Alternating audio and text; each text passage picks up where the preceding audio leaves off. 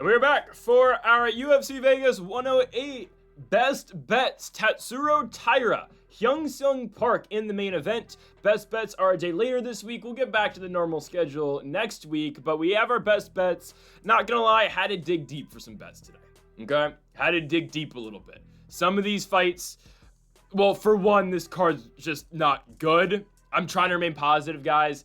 I hate the Apex so much. And by the way, Tatsuro Taira's entire career is literally in the Apex. Like, he's had maybe one fight in T-Mobile, I believe. Has this guy ever left Vegas in his career yet? Why haven't they gone to Japan with him and Kaya Sakura? Don't get me wrong. All right, it's just, whatever. We're fine. 5 best bets today. Let's get it going. PFL predictions are linked in the description down below. Thad, Gene, Logan Storley. Make sure to check out our recap of this card on Saturday night after it happens. Main channel Greedo plays MLB Best Bets, link in the description down below. Okay, first of 5 bets. First one, Austin Bashi first round finish. To win by finish. We might have to play first round finish. There's no odds yet for Austin Bashi's fight. Now, we didn't get to talk about it when we made the predictions video. By the way, that's linked in the description down below. Full card predictions breakdown. But we didn't get to talk about Austin Bashi and his opponent this week, John Yanis. I mean, I guess I'll break this fight down really quickly because I don't think John Yanis is UFC level. I've watched some of John Yanis. I'm not impressed with anything that he does. This is a 9-3 guy in the regional scene, 31 years of age. He has fought in Fury, which, again, that's a test you need to pass, at least fighting in a credible promotion on the regional scene in America and not fighting like in the Titan FCs of the world. And I know they don't really do cards anymore, but Yanis' last win, it's a win over a UFC former fighter. I didn't want to call him a veteran, Nick Aguirre. Aguirre was never very good. He wins the fight by 4th round TKO. My thing with John Yanis is, like, yeah, he's not a bad striker. Austin Bashi should have a clear advantage on the ground, and it's not particularly close. This should be an easy fight for Austin Bashi. I don't want to go by submission because there's always a potential, okay, he's going to go out there and he's just going to ground and pound. So here's the thing. There's no odds for this fight yet because it just got announced. That's okay. I'm here to tell you that I believe Austin Bashi is going to get a finish in this fight. If that's not playable, we're going to go Austin Bashi by first round finish. Again, I just don't know. It's Friday and we still don't have odds for this fight. So who knows if we are ever going to get odds for this fight. I'm sure we're going to, well, at least in terms of finishes, right? Straight odds for this one. Austin Bashi coming in as around a minus 615 favorite. Yanis at plus 450. Again, what is Austin Bashi? I mean, again, a younger fighter, 23 years of age, who came into the UFC with quite a bit of expectation, but you know what happens when a young guy with expectation comes into the UFC? He gets booked against Christian Rodriguez. And unfortunately for Austin Bashi, he could not pass the C-Rod test. He was a minus 270 favorite in that fight, and he ultimately lost it in the Apex by unanimous decision. This is a guy who got his contract on the Contender Series with a submission victory over Dorian Ramos. I believe Bashi still has all the skills. I do believe that. I think he's still got the skills. I think he's still got all the tools. He's a good wrestler, and he should be able to jump on John Yanis' back and win the fight. Again, everything I've seen out of Yanis is not UFC caliber. I mean, if you want to talk about his loss against Cameron Smotherman back in 2022, you can. Smotherman, obviously, a guy who's probably on his way out the UFC. I don't know if he's going to get another shot. And I will give Yanis credit. He's been winning a lot of fights recently, winning 3 in a row. But I mean, 4 fights ago in March of 2024, this is a guy who stays active. John Yanis got subbed in the second round by 3-1 Gabriel Wanderlei. Gabriel Wanderlei is now 5-2, about to fight again on Fury FC. But right, again, if you're getting subbed by a guy at the time who was 3-1, you're probably getting subbed by Austin Bashi as well. So there's a couple ways we can play this. My overall bet in this, again, because we don't have odds, if we can get win by finish for Austin Bashi at anywhere from minus 150 and downwards and better, obviously, we're taking that. Okay, if that's not playable, which I don't think it's gonna be, like, I think we should be fine with that. If not, we'll go either first round finish for. I go double chance first round finish or second round finish for Austin Bashi, because I believe he'd get it done early, and then I would go submission. I would just find a way to get Austin Bashi by finish. If you have to, submission. If you need to get better odds. I do expect this to be very one-sided. I just don't think John Yanis is UFC level. And I think he's going to be one of these guys who, they get their 12K to show in back-to-back fights and they get him out of there. All right. Austin Bashi wins the fight. This is opening up the Apex. Kind of shows you what type of fight this is. Next up, let's go to fights that we have actual odds for now. We're going to go the under 2.5 rounds for this main card opener fight of Danny Silva and Kevin Vallejos. Kevin Vallejos is claiming that Danny Silva is not going to make weight. I don't know. Kevin Vallejos, very active on Twitter. He has struck the partnership deal essentially with MMA Guru, which I think's honestly a very good thing that you can do at this point in your career. I know, again, that's not going to appease everybody, but that fan base that is very obviously, loyal to MMA Guru is going to all go straight to Kevin Vallejos. I can't believe MMA Guru is becoming an actual, we need to talk about him in a fight prediction and a best bet, but I legitimately think, right, the hype on Vallejos is partially because of MMA Guru. Don't get me wrong, Vallejos is great. Only lost to Gene Silva on the Contender Series. We know that. But Vallejos, again, part of his social media thing, he's very active, talking shit sometimes. He's claiming that Danny Silva's not going to make the weight. I don't know if that's going to happen or not. Who knows, right? Regardless, Kevin Vallejos should be able to break Danny Silva. And if everything that Vallejos is saying is true, Danny Silva should break early in this fight because he's cutting all this weight, right? And who knows, right? This is a thing in mixed martial arts, and it's a stupid thing about the sport that sometimes it is okay and it's fine to miss weight. And I don't agree with a lot of what Israel Adesanya says, but I agree with what Izzy has to say about weight cutting. You need to take more than just the, 40% they take? They don't take as much. Is it 40 or is it 10? It's horrible what they take. It's not enough. If you take, and Adesanya's mentioned this, if you take 80, if you take 90, then you're going to see these weight misses go away. Because ultimately, I'm not going to make as much money if I miss weight, but as long as I win, I'm going to make more than my original show. So why cut myself all the way down, I guess, in Danny Silva's case, who, by the way, has missed 145 pounds before? Why am I going to cut all the way down to 145 if I can, I'll weigh in at 148, 149-ish, won't have to cut those extra pounds to be gassed and be absolutely, dead going into fight night, and I'll just fight better on the night itself, and I can still, again, double my show money, or at least do better what I thought I was going to do if I had lost. And we've seen this at Danny Silva before, right? This is a guy who is 2-0 in the UFC. His first fight in the promotion, though, he beats Josh Kalibau. Good victory. Beats him by split decision. What happened? Danny Silva missed weight. And really, there is no punishment to missing weight in the UFC. Again, you lose your purse. Some of it. If you lost more, then I guarantee you the weight... And again, Adesanya is one of the best points he's ever made. If you get rid of that, it cuts it down, I think, at least by 90%. I think it does. Because guys are going to fight life and death to make it to the weigh-in scales on weight. So what Vios is claiming, though, is that Silva is going to be kind of just dead out there because he doesn't want to miss weight again. So if Silva, again, which is a very fair point, if Danny Silva, his third fight in the UFC, misses weight twice out of 3 fights, there is pressure for the UFC to cut him if Vallejos beats him. So again, pressure on Danny Silva. He has to make the 146-pound limit. Cutting all the way down, that should allow Vallejos to break him. I mean, Danny Silva should be fighting at 155 pounds. That's probably what should be happening here. So honestly, for us, we're hoping tomorrow morning Danny Silva makes weight. Because if he doesn't, it's like, all right, well, he could probably get down, but he just doesn't want to try, and he wants to be 100% going into fight night. Okay? If he is at 146 pounds, he ain't going to be 100%. He's going to gas really early, and this thing's not going the distance. Okay? I firmly believe that Kevin Vallejos is going to get a finish in this fight, regardless of the weight-cutting situation. But the weight-cutting situation, for me, makes it even more apparent that Vallejos is going to win. And I'm very surprised that the over is the favorite in this fight. Why? Guys, even if Danny Silva somehow wins, Danny Silva's probably only chance is to crack Vallejos, which I don't think is going to happen. And yeah, neither of these guys have ever been finished. Okay, these are 2 killers in there, for the most part. Silva, Vallejos is a killer. And if Silva's going to find a way to win, which I don't think is going to happen, obviously he's a plus 340-something underdog, his best chance is to crack Kevin Vallejos. But look at what Vallejos has done so far in the UFC, and in the Contender, right? Fights Gene Silva to a close decision, beats Cam Teague on the Contender to get his UFC contract, and then beats Sung Woo Choi and knocks Sung Woo Choi out in 3 minutes and 9 seconds in his last fight in the Apex in March. This is a very good UFC fighter. This is a guy who is marching to the top 15. The hype is real at Vallejos, trust me. This is a very good striker. He's going to knock out Danny Silva in the first, but I think the way better bet's under 2.5 rounds. Again, we're not even pressing for time that, we need Vallejos in 5 minutes. We need it. We need it. No. We have 12.5 minutes for Vallejos to get this win, and by the rare chance Danny Silva does somehow crack Vallejos on the chin, we win as well. I feel like this is a no-brainer. I was astounded. I think that's the right use of that word. I was in shock when I saw the odds for this fight. Sign me up under 2.5 rounds in the Danny Silva, Kevin Vallejos fight.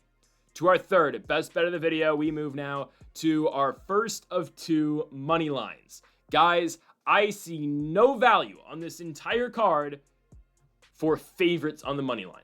I just don't. In terms of playing them as a straight, we're going to get a parlay later in the video, okay? I see no value.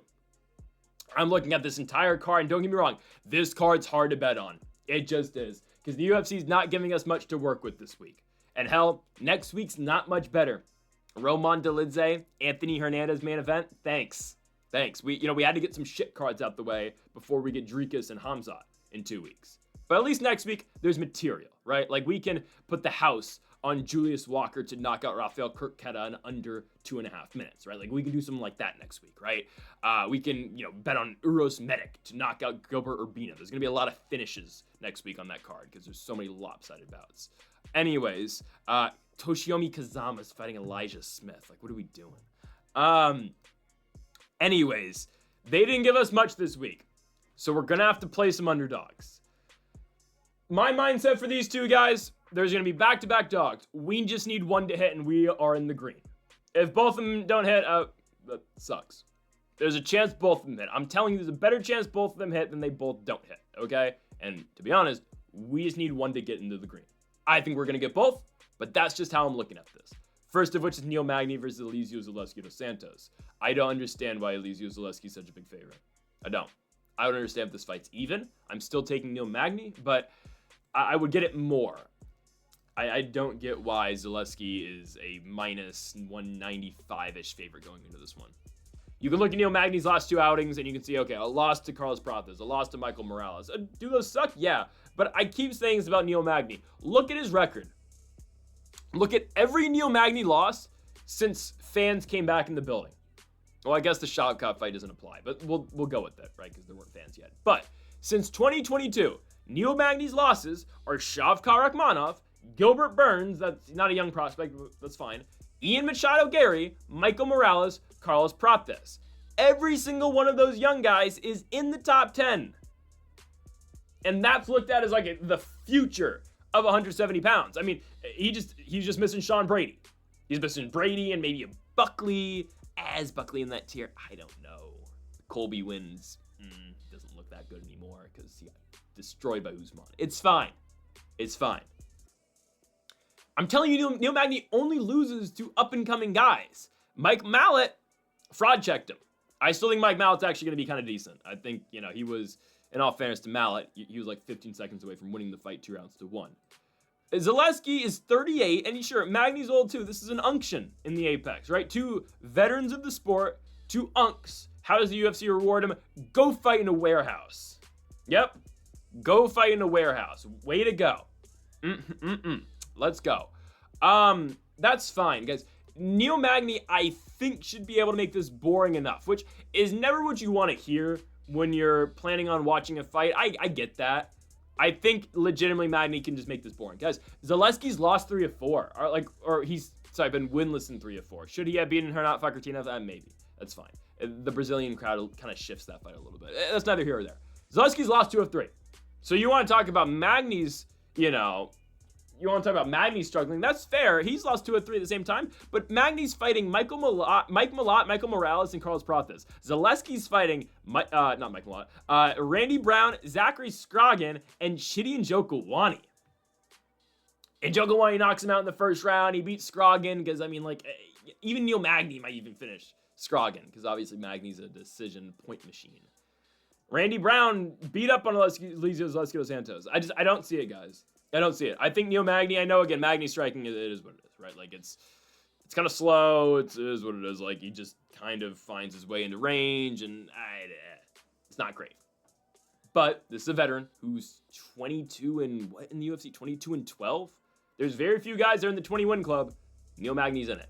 Neil Magny just finds ways to win, and I'm telling you, Zaleski is not part of that club right now that is good enough to beat Magny. Magny will find a way to do it. He will avoid the big power shots out of Zaleski. And sure, again, Zaleski, power is still there. At his age, power is still there.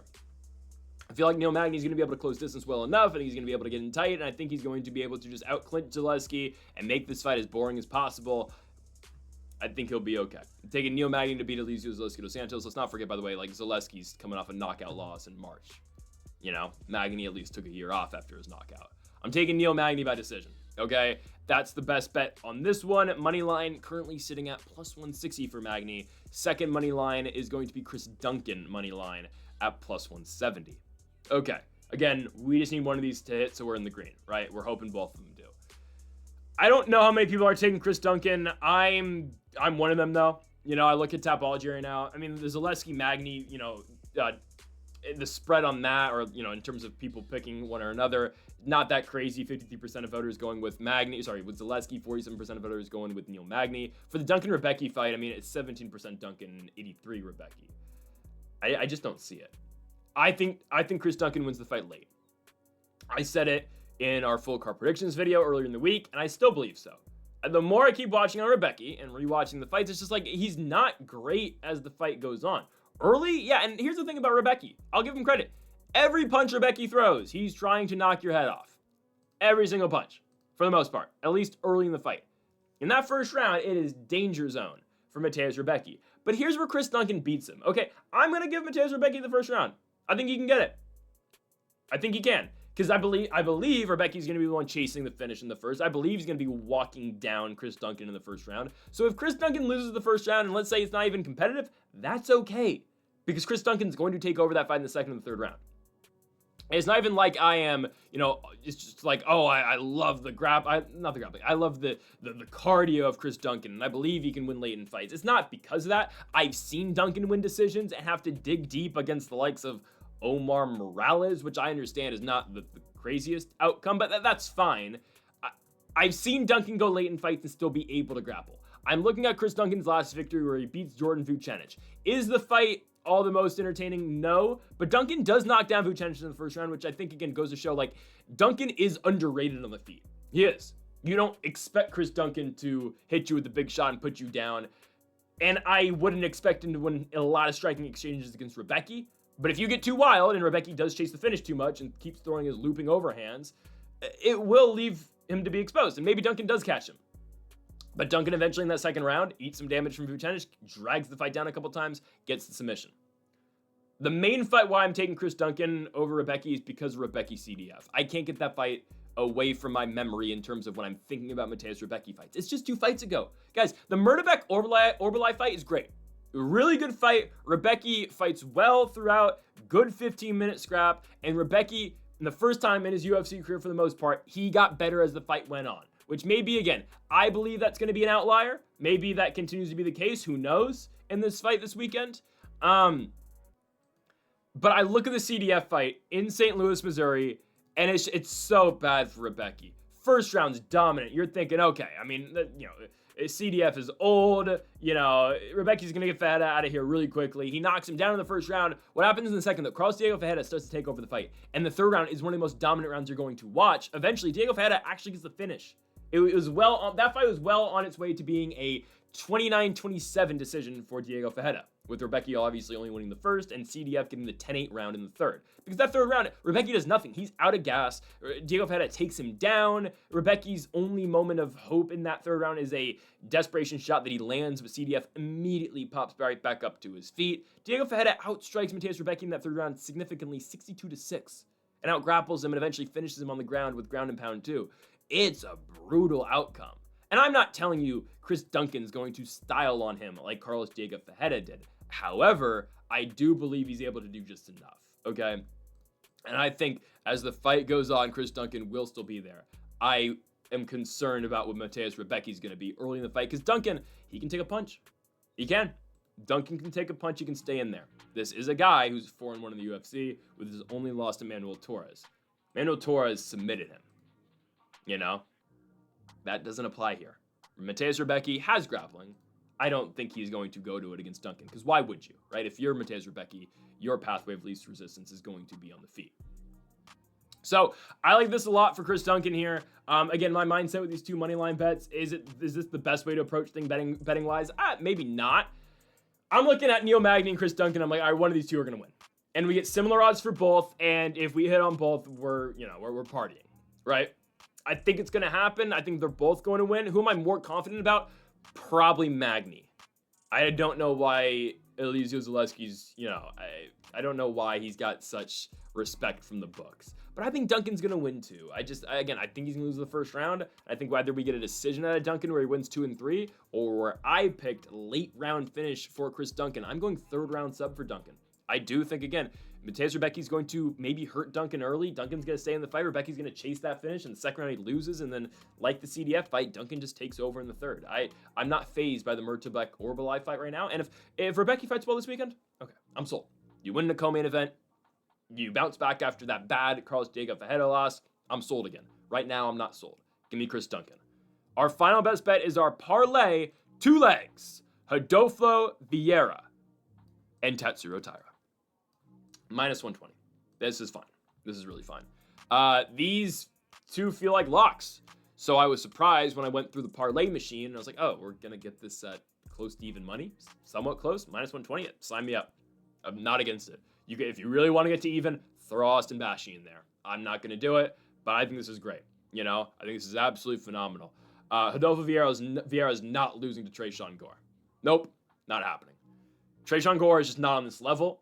Tresean Gore has a nasty guillotine choke, as we saw in that win over Josh Fremd in the Apex a couple years ago.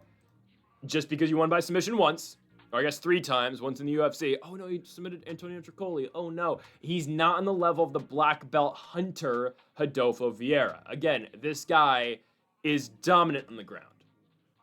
And for the most part, his gas tank has been fixed. And guys, you just don't bounce back that quickly after such a dominating loss that Tresean Gore took in his last fight. Marco Tulio dominates that fight. Outstrikes Tresean Gore in Miami, UFC 314, 127-17.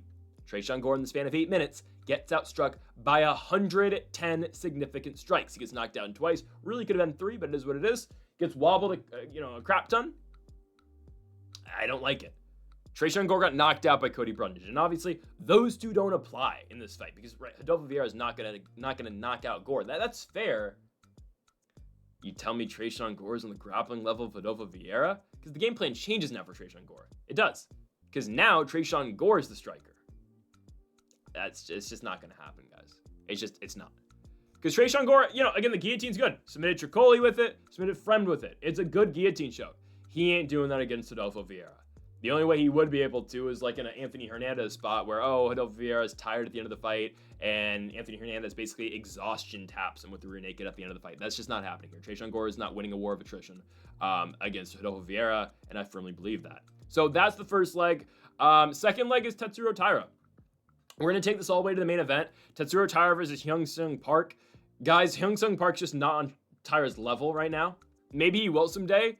But I don't know. I mean, Taira's 25 and Park's 29. Here's the thing, guys. 5 rounds really benefits Tatsuro Taira. Going into the week, I expected 3. Because, Hyung-Sung Park was supposed to fight Steve Erceg next week in the Apex. Taira wanted to stay on the card. They wanted to go Waldo versus Taliesin Teixeira in the main event. Whatever. We end up on Taira Hyung-Sung Park. That's okay. I thought we were going to get 3 rounds. They've done 3 round main events before. No, it's staying at 5. Again, maybe Hyung-Sung Park, he's got the stamina, he's got the conditioning to go 5 rounds. You never know until you get in there. And you're taking on a guy in Tatsuro Taira who just won a hard 25 minutes in his last fight against the number 2 fighter in the weight class, Brandon Royval. He's won in main events before. Alex Perez, Brandon Royval. He is the Apex King. We talked about Sean Strickland during 2020 and 2021 in the Apex. Nope, Tatsuro Taira still is the king of the Apex. He's the new king of the Apex here in 2024 and 2025. He's always, they need a main event in the Apex. What's Tatsuro Taira doing this weekend, right? It's just Taira's been preparing for a fight for a while. Hyung-Sung Park has, but he hasn't been preparing for 5 rounds. And it's such a different fight for Hyung-Sung Park. Okay, and sure, you never lose your grappling, but he's preparing for Steve Erceg, a boxer. And now you gotta get Taira, who's just gonna try to roll you over on the ground. Sure, Park's got good grappling too, and yeah, the game plan does change for Taira a little bit as well. It doesn't though, because Taira was gonna grapple up Ozzy anyway. And sure, you're facing a different stylistic type of fighter, but you're just expecting more resistance in a lot of what you do now. Arguably, the fight might be harder for Taira. On the feet, it's not, because on the feet, Taira might beat Park. I don't know where to... That's going to be close. I think Taira's a better striker than Park. I believe just as a whole, Taira is a better fighter than Hyung-Sung Park. On the feet, yeah, I think Taira does have the edge. He did get Trapa Edgar Chairez, though. Yeah, Edgar Chairez. He'll be fine on the feet. Because Hyung Sung Park, he gets knocked down like almost every fight that he has. He's like Charles Oliveira at 125 pounds. He's a fun fighter, and he finds ways to win, and he, deals with that adversity. But, like, you know what? Like, Tatsuro Taira should be able to win a striking battle against Park. He should be able to win grappling-wise against Park. And, again, my mindset and my thought process behind this main event is that Tatsuro Taira's game plan does not change a single ounce. He knows what he's going to do. He was going to do this to Albazi. Take him down, try to sub him. I don't think he's able to get a finish still. I think this is going to go the full 5. However, I could very well see a late round finish for Taira. Do I want to change this? I might. No, I'm going to go decision still for Taira. I just feel like Park's grappling and jiu-jitsu should be able to get him out of a lot of spots. That's why I'm not going late round finish, but I could easily see it just for the fact that Park's not training for 25. He's only training for 15. And those championship rounds and those main event rounds and in the 4th and in the 5th, those are just going to get harder for a fighter like Park, who is training for a fight, a week later and 3 rounds and against a different stylistic guy in Steve Versek. Give me Tatsuro Taira in the second leg of the 2-leg parlay here for our moneyline bets. -120 for both him and Rodolfo Vieira. So, folks, thank y'all for watching our 5 best bets for this UFC Vegas 108 card. We'll be back for our full card recap on Saturday night for this card, and we'll be back on Sunday for Anthony Hernandez, Roman Dolidze predictions, and Monday for our PFL Africa 2 predictions. So make sure to stay tuned here on Greedo Plays MMA, folks. Thank y'all for watching. Make sure to hit that subscribe button down below for more. Make sure to leave a like if you did enjoy the video. Make sure to comment if you did disagree with any of the picks. Folks, thank y'all for watching, and Mamba forever.